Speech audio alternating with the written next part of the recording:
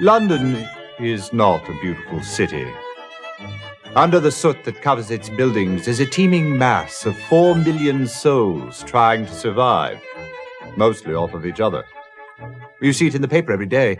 Thankfully, we have the London Times to keep us informed of all these troubling activities with an unbiased eye and razor-sharp accuracy. We find this publication to be of invaluable assistance in our investigations, and I'm sure you will as well. Among the forces of evil which run rampant in this city, there are also, thankfully, 2 groups of individuals who will aid us in our cause. As we do, they attempt to right wrongs and restore harmony and civility to the streets of London. The first of these groups is a ragtag association of young ruffians. I call them the Baker Street Irregulars. Don't let them fool you. They may be scruffy and ill-bred, but they are on the right side of the law. They can go everywhere, see everything, and overhear everyone. They are my eyes and ears in the streets of London, unquestionably a tremendous asset in our work. They will help us in our investigations if they can. The other group is a far more civilized collection of gentlemen and institutions. I call them the Baker Street Regulars. They, too, will be extremely useful in our work. At the start of any investigation, do keep in mind that it is a capital mistake to theorize before one has data. Unwittingly, one begins to twist facts to suit theories instead of theories to suit facts. The people and places to whom I will now introduce you will help us to collect the facts. May we use them wisely. Come, the game's afoot.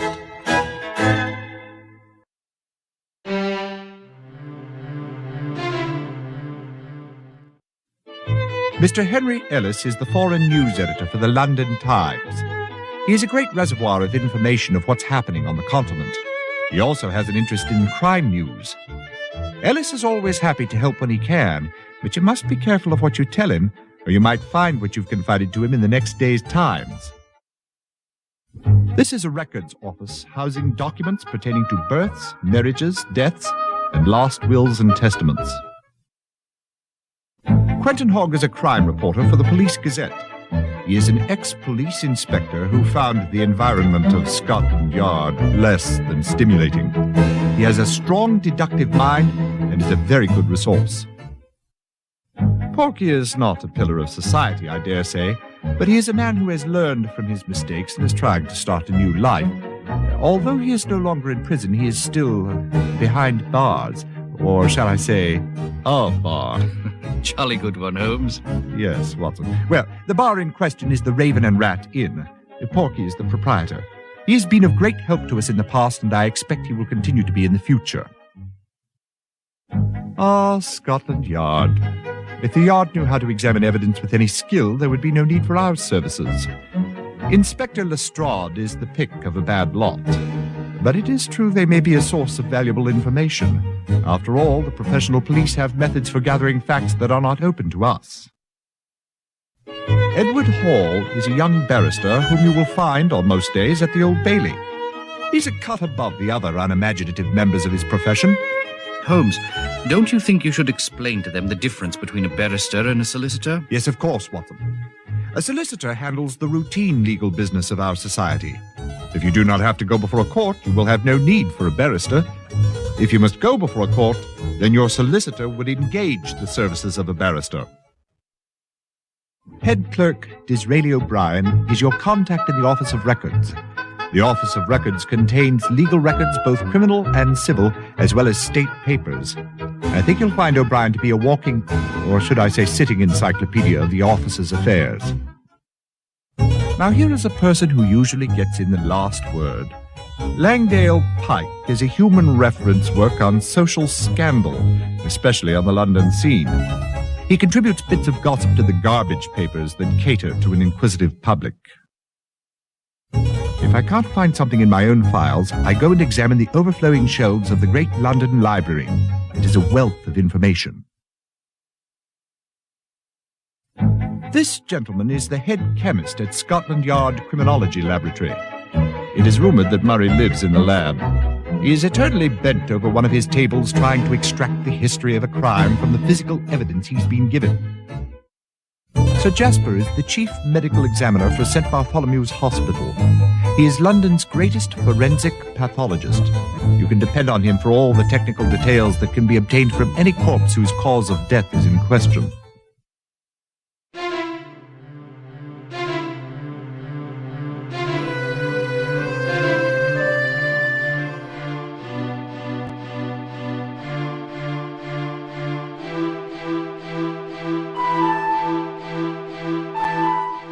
Society burglar strikes again. Series of burglaries. 6 over the period from June 2nd to June 17th. On July 2nd, the 7th occurred at the home of Sir Sanford Leeds. Cleopatra tiara stolen, it says. As in the other cases, no sign of extensive search by the thief, and only one piece of jewelry involved. Victim was elsewhere at the time. Here's a complete list of the particulars, Holmes, if you'd care to read it. I believe you'll find him in the study. How do you do, gentlemen? I am Gerald Locke. Please be seated, Mr. Locke.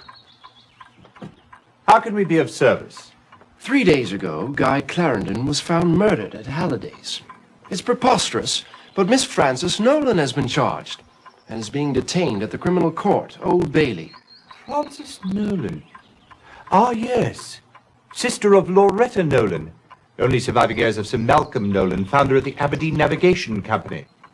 I seem to recall that Sir Malcolm and Lady Nolan were killed when some lunatic threw a bomb into their carriage. It seems to me that later I heard something about it being a case of mistaken identity. Wasn't one of their little offspring in the carriage with them at the time? Yes, it was Loretta, Frances's sister. She was only 4. Miraculously, she was uninjured. Mr. Locke, I've heard that you are a suitor for Miss Frances Nolan's hand, are you not? Yes. And was it not also true that she was being courted by Guy Clarendon? Unfortunately, yes. Have you any idea why Frances Nolan was charged with the crime?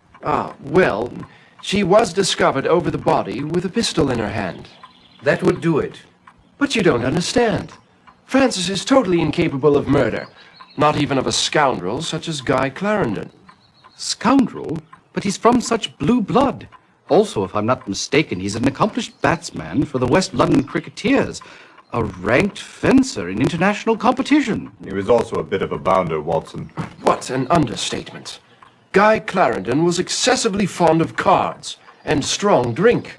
His father had all but disinherited him. I tried to tell Frances that Clarendon was no good, but to no avail. And now look at the mess she's in. Will you help? Most certainly.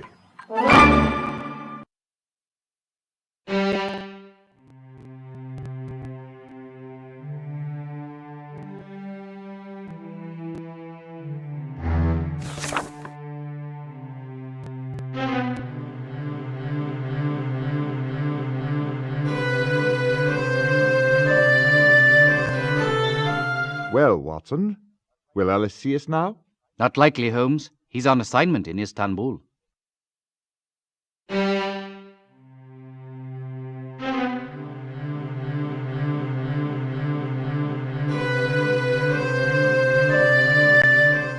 I understand that Wilfred Robards is considering taking Miss Nolan's case. He might be able to help you. If you'd like, I can arrange an interview with Frances Nolan. She's being held downstairs, you know.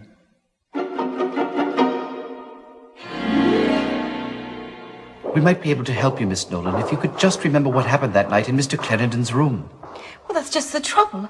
I can't remember anything except seeing Guy's body across the room and the pistol in my hand. Where did you get the pistol? I've no idea, though the police assure me it's mine. I didn't know Guy was at Halliday's. I've never even been there before. And why would I shoot him anyway? We loved each other. There, Miss Nolan. Stiff upper lip. Thank you. Miss Nolan, what is the last thing you remember before the room at Halliday's? Oh, hot cocoa in bed.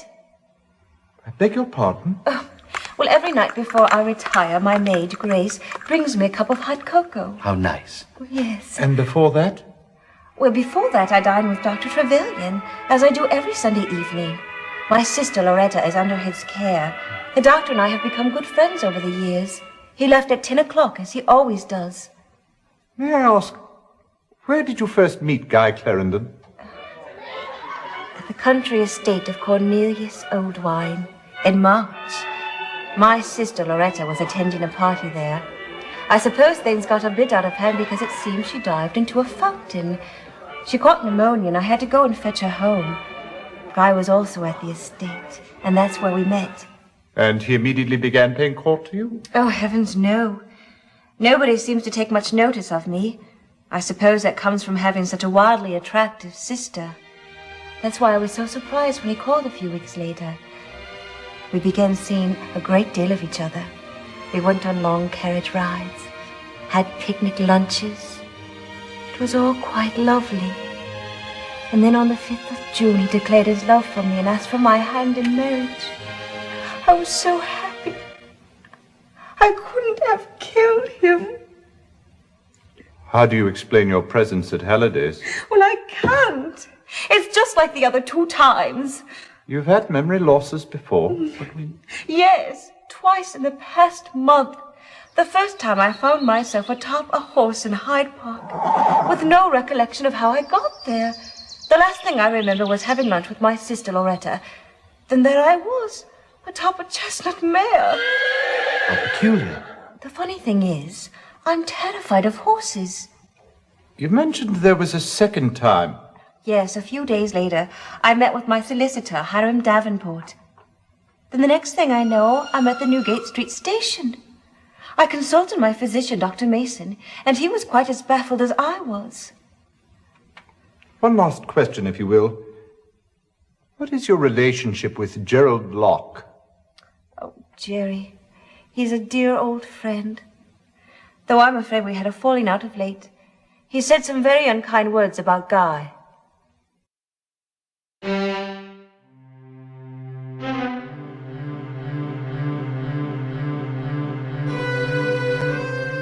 Well, the Clarandon murders look fairly open and shut, if you ask me. Not your typical murderers, I admit, but there you have it.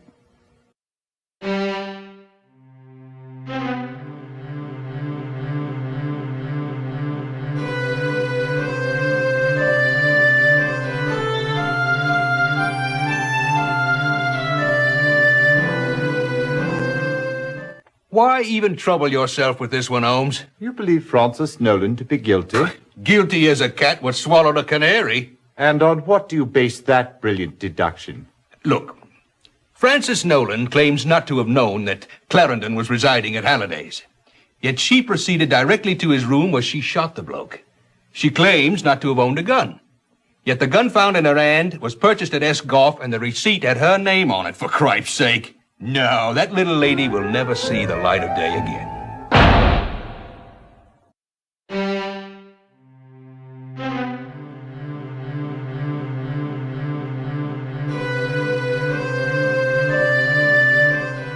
The Mesmer Braid Institute was founded in 1874 as an asylum for the mentally disturbed. Oh, perhaps she's a bit of a loony. Quite so.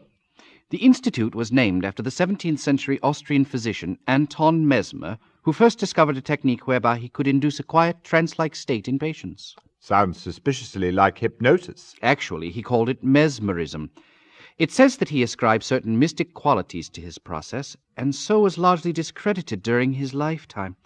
In the 1840s, Dr. James Braid, an Englishman, became interested in Mesmer's work, refined the process, and renamed it hypnotism. Right you are, Holmes.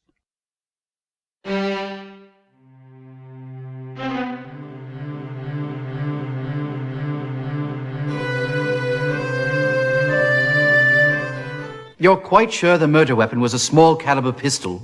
Quite. I'd also wager to say he'd been shot at very close range. Ghastly. Tell us, Sir Jasper, at what time did you receive the body? Around 1 o'clock in the afternoon. And how much time would you judge to have elapsed from the time of the murder? Well, it's always difficult to be precise in these matters, but I'd venture to say he'd been dead anywhere from 4 to 10 hours.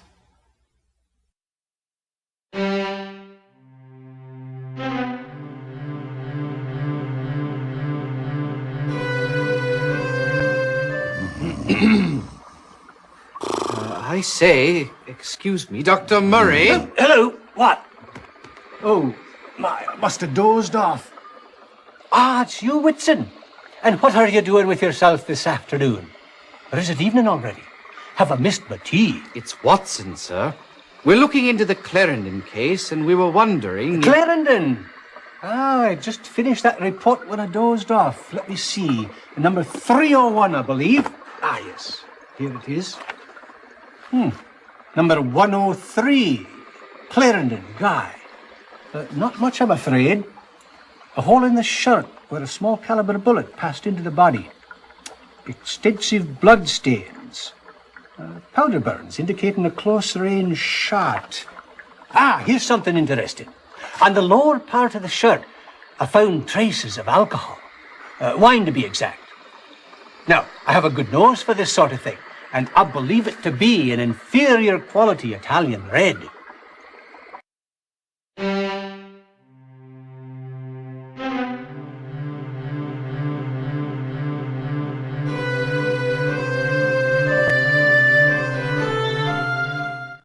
Both Loretta Nolan and Guy Clarendon have had several complaints filed against them, although neither of them has ever been arrested. Both have been cited for public drunkenness. Likewise, both have been involved in some unusual pranks, but no one has ever pressed charges.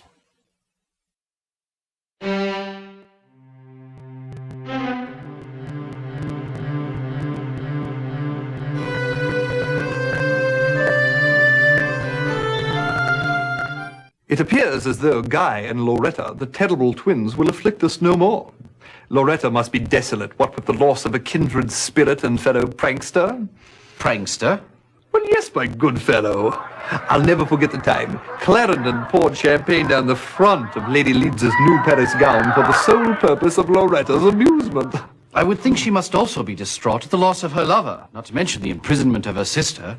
Well, I'm not sure about Loretta's feelings toward her sister, but I do know that Guy and Loretta were not lovers. Though outwardly they made an excellent couple, he tall, handsome, and from a moneyed family, and she beautiful and an heiress in her own right. Yes, it would have been a match made in heaven. But it was a match made in far hotter regions, I suspect. Francis claims that she and Clarendon were engaged to be married. Well, that's hard to imagine him being who he is. Or was, as it were. Why do you say that? Well, Guy Clarendon was not at all a desirable sort. He'd all but been disowned by his own father for his compulsive gambling. The utter disregard for other people's money is probably what drew Clarendon and Loretta Nolan together in the first place. After all, she had managed to fritter away almost her entire fortune, unlike her sister Frances, who still had her inheritance, if not her honor, intact. Ah, that explains it. What are you driving at, Holmes? From all I've heard of Clarendon, I suspect his interest in Frances was directed toward her sizable bank account.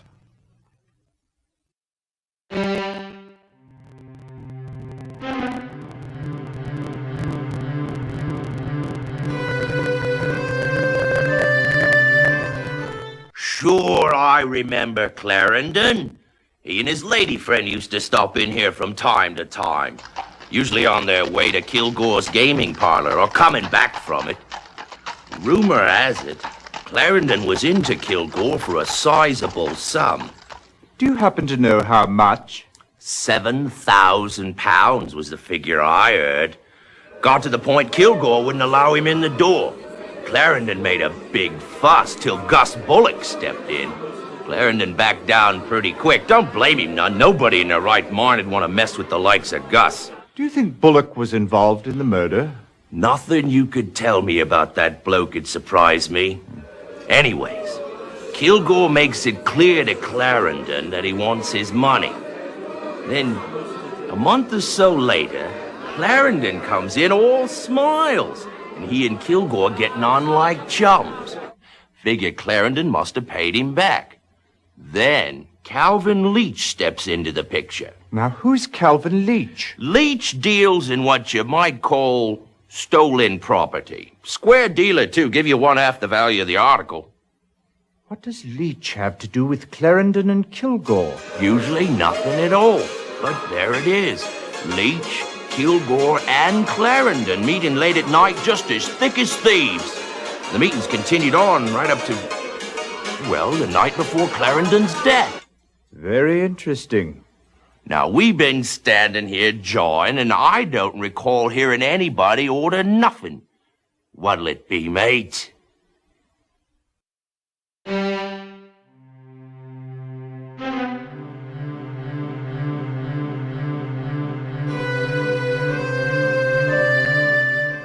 It seems Sir Malcolm left his entire estate to his wife Margaret. If she should precede him in death... Or accompany him, as proved to be the case. Yes. Then the estate was to be equally divided between his two daughters, Frances and Loretta. The estate included a 1/3 share in the Aberdeen Navigation Company.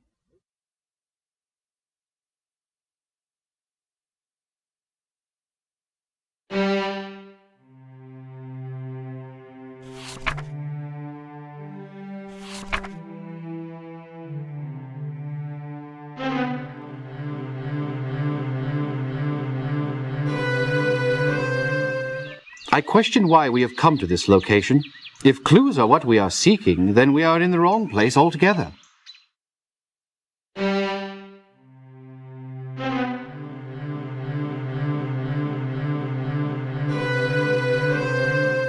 This is a difficult thing for a man to say about his only son.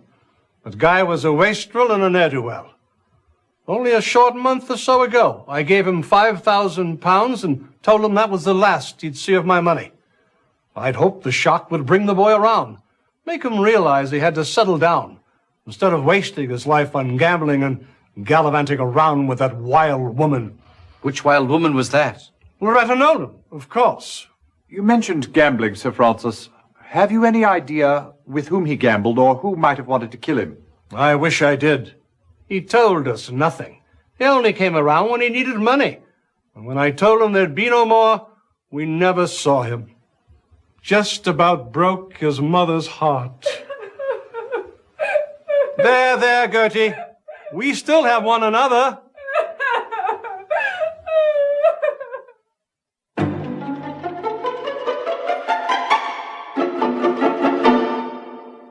I've something you ought to know about Master Guy. One morning, rather early, about 4 or 5 weeks ago, I heard a terrible clatter downstairs, so I came down to investigate. It was Master Guy just coming home. He was in a terrible state, all battered and bruised, with a fresh cut on his forehead. I asked him who did it to him, and he wouldn't say. I think he was afraid for his life.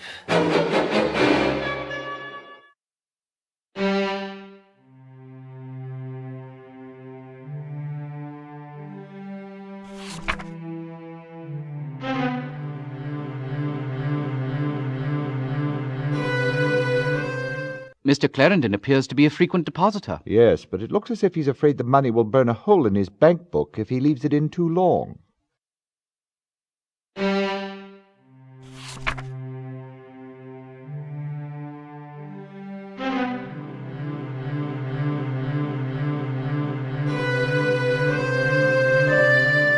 So, sorry to have kept you waiting, gentlemen. I assume you are inquiring about the Nolan girls. Yes, we are. How long have you been their solicitor, Mr. Davenport? Actually, in practice, I am serving that function only for Frances. Loretta has not sought a word of my advice since she came of age and was able legally to get her hands on her trust fund. Had Loretta the presence of mind to follow my good counsel, I'm certain she would be in a far better financial situation today. Do you recall a meeting with Miss Frances last month when she blacked out? Well, I did have a very odd meeting with both Miss Frances and Miss Loretta several weeks ago. How so? Well, I wouldn't say she blacked out as such, but she did leave rather unexpectedly.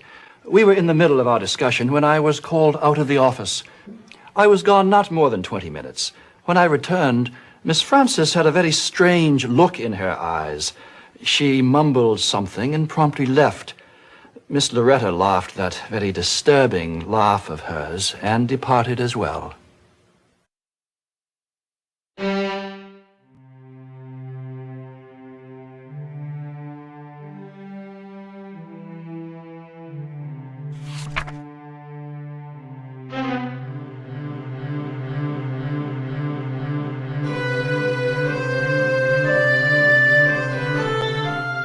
Clarandon, poor chap. He arrived on the 29th day of May and was given a front room on the 3rd floor. 2 days later, he asked to be moved to suite 205. To your knowledge, did he have any visitors? Only 2 that I'm aware of. One was a most disagreeable fellow. He was rather large, had a thick walrus moustache, and a very prominent scar down his cheek.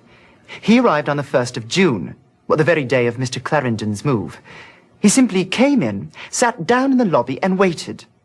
20 minutes or so later, Mr. Clarendon came down from his room. The big man yanked him aside. I was about to send for a bobby when Mr. Clarendon signed me that all was well. After a few minutes, they left together. I never saw the man again. His other visitor, who came by quite frequently, was a most striking woman. She was quite fashionably dressed. She had a most distinctive laugh, very full and deep. I've no idea who she was. Please, tell us about the morning of July 2nd. It was about 9 o'clock when a woman entered. She was rather plain-looking, and I wouldn't have noticed her, except for the fact that she came in the front door, looking neither left nor right, and proceeded directly up the staircase. It couldn't have been more than 30 seconds later when I heard a bang, followed by a woman's scream. I dashed upstairs to the 2nd floor. The door to room 205 was open. Inside, I found the body of Mr. Clarendon and the woman who'd just come up. She was lying in a swoon in the center of the room with a pistol in her hand. I revived her with some whiskey. When she came to, she was totally disoriented. She had no idea where she was or what she'd done. When she saw Clarendon's body, she let out a shriek and dropped the pistol. I summoned the police. Tell me, at what hour are the hotel's front doors locked? Oh, 10 o'clock, sir. Anyone who arrives after that has to be let in by the night staff. Of course, Mr. Clarendon was never one of those.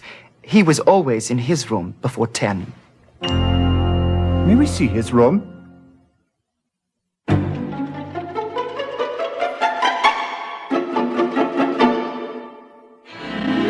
What have we here, Watson? Appears to be a bank statement.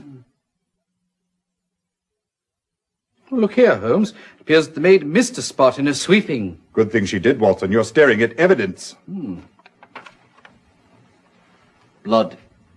What's this stain here? Smells like a fine sherry.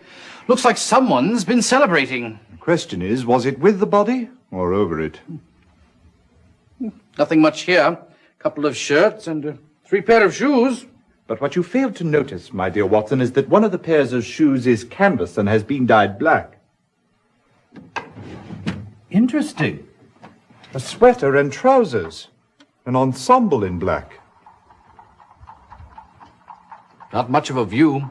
All I can see is a brick wall of the building across the alley. Ivy vines binding up a trellis.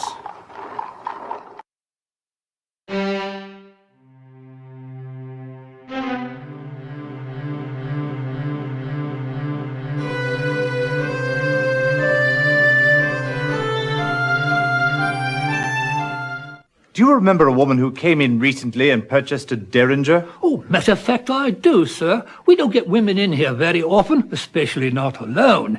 And I particularly remember that one because she was so pretty and, she looked like she really knew how to have a good time, if you'll pardon the expression. Do you remember her name? I should say I do. She repeated it twice whilst I was filling out the order form. Seems like it was very important to her that I get her name right. Let me see, it was, Francis, no, less, well, it was Francis something or other, sir.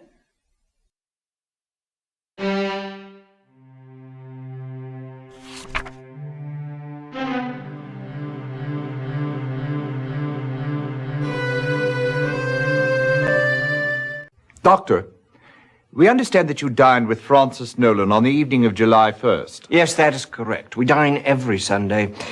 Her sister Loretta has been under my care for some 10 years. First at the Mesmer Braid Institute and then in private practice. Without breaching physician-patient protocol, would you mind telling us the nature of her illness? She never quite recovered from the overwhelming trauma of watching her parents being blown to bits. I quite understand. As is often the case with young orphans, they tend to create fantasies about their parents. Miss Loretta Nolan truly believes that her father was the King of England, making her a princess. Do you think her unconventional behavior stems from that fantasy? Absolutely. As a princess, she believes she can do no wrong. I must say that she's worlds apart from her sister Frances. Do you know Frances Nolan well? Yes, rather. Through my treatment of her sister, I've known her for years. Let me say that it is difficult to believe that Miss Frances is capable of murder. She has a quiet, unassuming personality. An act of such direct confrontation would not be at all in keeping with her character. Were Loretta and Frances close? I know without a doubt that Miss Frances loves and cares for her sister almost as a parent would a child. Miss Loretta, well, she loves her sister as much as she is capable of love.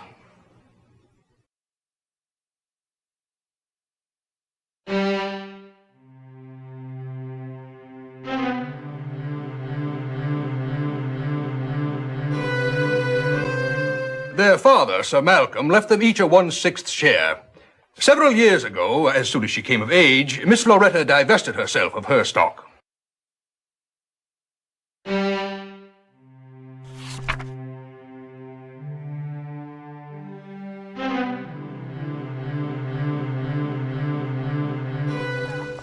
Who are you and what do you want? Dr. John Watson, sir. I wondered if you might be kind enough to answer a few questions. About what? Guy Clarendon. That welching little weasel, what about him? He's been murdered. Ah! I'd say he got what he deserved. And if you don't clear out of here in 2 seconds, so will you. Oh, quite. Ta-ta.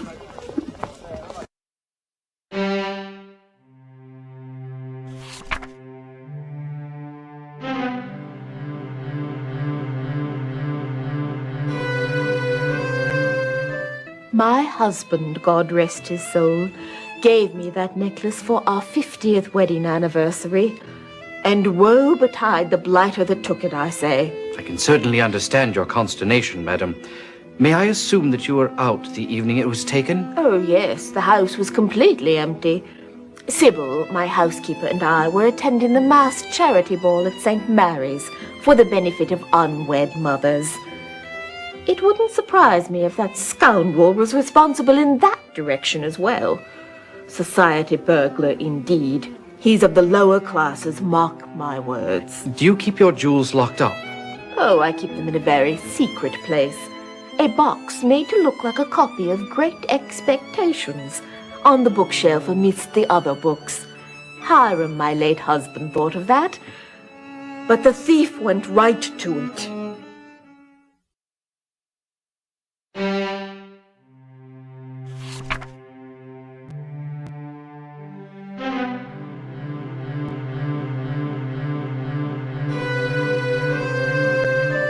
My wife and I were guests at a small dinner party at the home of Otis Richmond. We arrived home sometime after midnight, and as my wife was putting away her finery, she noticed the bracelet was missing from her jewelry box, and we summoned the police immediately. The servants were questioned? Oh, they've all been with us for a number of years, and I haven't the slightest suspicion about them. But yes, the police did question them thoroughly. All were in bed asleep by the time we arrived home, and none heard anything untoward. And nothing else was taken? Surprisingly not. Yet you are positive that the bracelet has not simply been misplaced? No, my wife actually put it on while she was preparing for the evening, and then she decided against it. I saw her put it back in the box. Where does she keep the box? In her dressing table, there's a special compartment in the side of it. The box fits in rather neatly.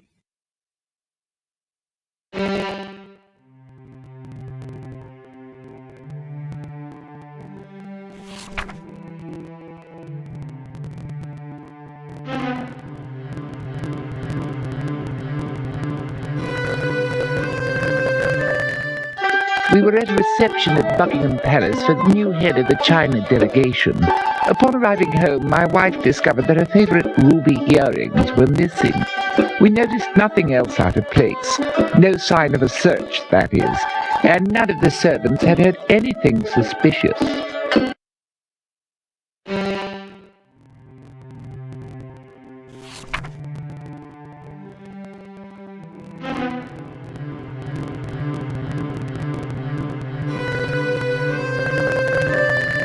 Tell us, Dr. Mason, have you determined the cause of Francis Nolan's blackouts? It's the strangest thing, really. I examined her thoroughly and found nothing physically wrong. She could not recall receiving a bump in the head, nor did she complain of dizziness. All I could suggest that was perhaps she was overtired and prescribed rest. It remains a complete mystery to me.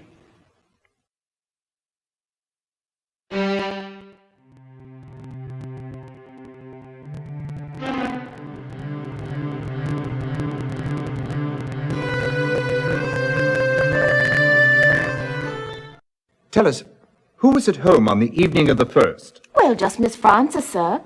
Oh, yes, of course, and Dr. Trevelyan. At what time did the doctor take his leave? Oh, let me think. It must have been 10 o'clock, because that's what time he always leaves. What did Miss Frances do after her guest left? What she does every evening, sir. Well, she asked for a cup of hot cocoa, which I brought her straight away. Then she read for a bit by the fire. Later, when I went up to bed, I passed her room, and the light went out.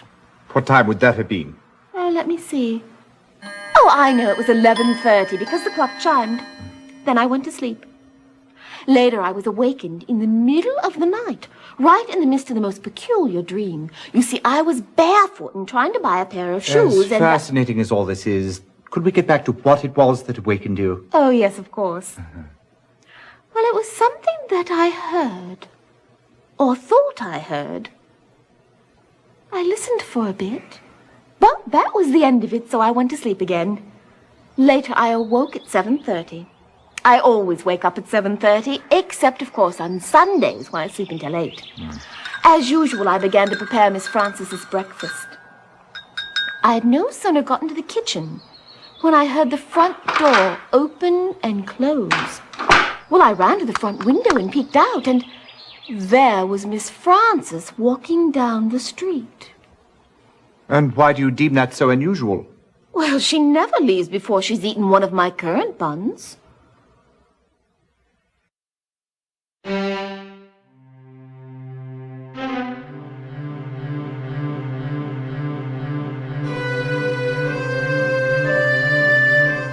Enter and be recognized. Oh, you don't wish to play Her Majesty, eh? Very well. You do not seem particularly disturbed by the recent turn of events, Miss Nolan. Each of us grieves in his own way, Mr. Holmes. It must be difficult for you to face the possibility that your own sister may have killed your dearest chum. Guy was fun to be with. And as for Frances, I love her dearly, but, well, it's funny to think Miss Right and Proper has finally gotten herself into a bit of a jam. Miss Nolan, may I ask, when was the last time you saw Guy Clarendon? Let me think. I believe it was the Richmond's party last Thursday. Yes, I'm sure of it. God, we did cut it up a bit there. And after the party? We did not go home together, if that's what you're implying. That would have broken Frances's heart. She was head over heels for Guy, you know. She had some foolish notion that he was going to marry her. Not that someone like him ever would. But I do recall her saying, and it might have been the night of his death, that she was going to have a talk with him about their future.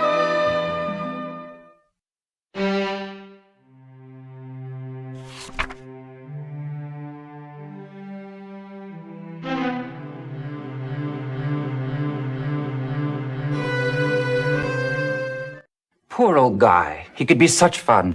I'll never forget what a jolly good time we had the night he climbed the fountain at my country estate.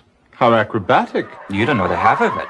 It all started with Loretta. It seemed those things always did. Anyway, someone dared her to jump into the fountain. It being March and quite chilly, no one actually thought she would. She did them on better. She jumped straight in and swam to the center, where I have this absolutely dreadful sculpture with a lot of fat water nymphs. It rises some 20 or 30 feet in the air. She climbed it, though. The woman must be part monkey. Then she dove in. After that, it seemed to be the thing to do, so everybody took the plunge. Guy was the only other one who actually climbed to the top of the fountain, though. By the end of the weekend, half my guests came down with sneezes. Loretta caught pneumonia.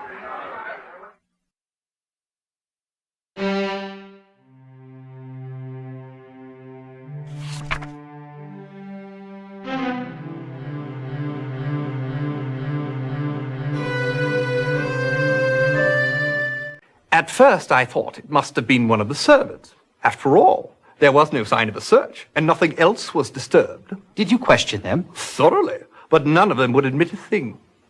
It really wasn't until Hardinge and Bessie Dirth were robbed, and the newspapers referred to us as victims of the society burglar, that I was certain it wasn't any of my staff.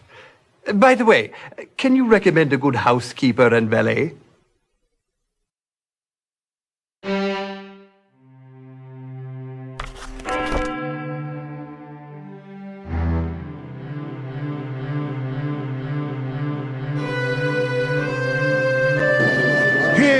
Hear ye. The Queen's Court now stands in order.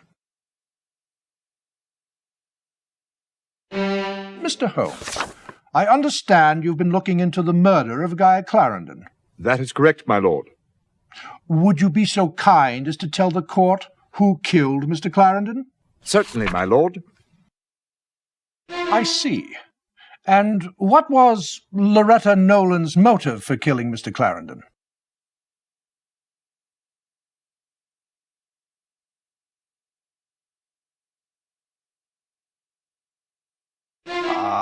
Greed.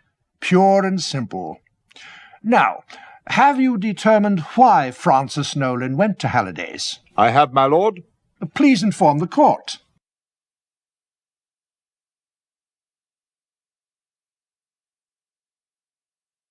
Not a sisterly thing to do at all. Is there anything else you wish to report to the court? Yes, my lord. I believe we've also solved the case of the society burglar. You don't say. Who is the guilty party? Guy Clarendon was straight from the upper crust. Why ever would he turn to a life of crime?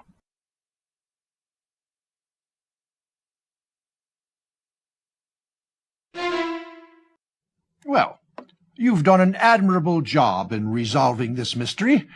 I'd say you're on a par with just about any other armchair detective out there. I would suggest, however, that you rethink this case again, thereby improving your sleuthing skills.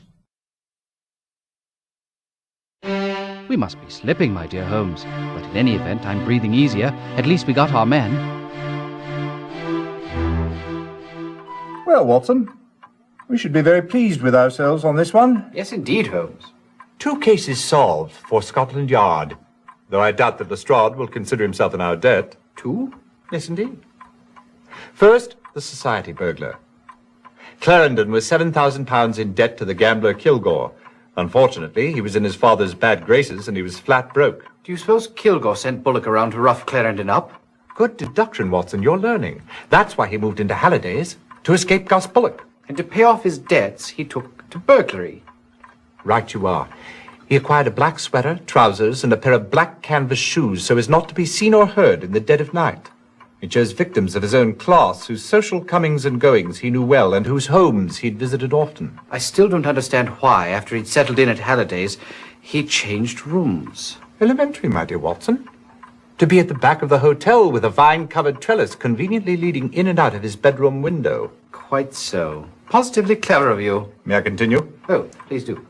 On the 1st of June, Bullock tracked Clarendon down and confronted him in the lobby. Clarendon paid him the £5,000 that was given to him by his father. But he still owed Kilgore £2,000. And that was the same evening the society burglar struck for the first time. So pleased you've been paying attention, Watson.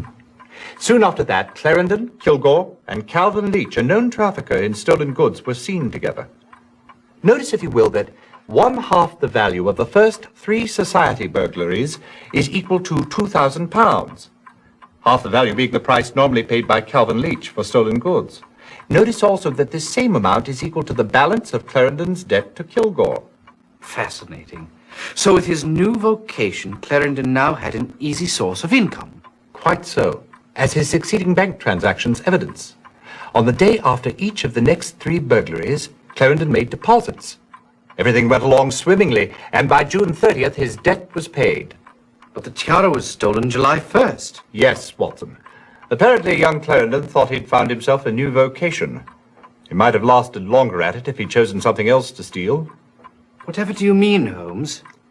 Loretta Nolan's delusion that she was born of royal parentage proved to be his undoing. If she took it, how did she manage? No one saw her enter or leave. She came and went the same way Clarendon did, via the trellis. She was armed with a derringer purchased at Escorts in her sister's name. Clarendon returned from his night's work and poured 2 glasses of wine in celebration. That's when Loretta Nolan shot him and took the tiara. How wicked of her. Not nearly as wicked as what she did next. What? She went to her sister Frances's home and hypnotized her. She then proceeded to instruct her to go to Clarendon's room with the derringer and fire it into the ceiling. Incriminate her own sister? But why? If we could determine that precisely, we could start our own institute. Sick mind, no doubt. But tell me, Holmes, how did Clarendon know the precise locations of each of his victims' jewels? Excellent question, Watson. Although there is no clear-cut evidence for this, I can only assume that Loretta Nolan must have been in on it too. The only way Clarendon could have known the locations of the jewels was if the victims themselves had told him where to look. None of them recalls having told anyone, but in fact they did tell someone. Who? Loretta Nolan. She managed to hypnotize each of the ladies whose jewels were stolen and got them to reveal the precise locations of the family treasures. And left them with no memory of having done so. Precisely. Astounding, Holmes. Elementary, my dear Watson.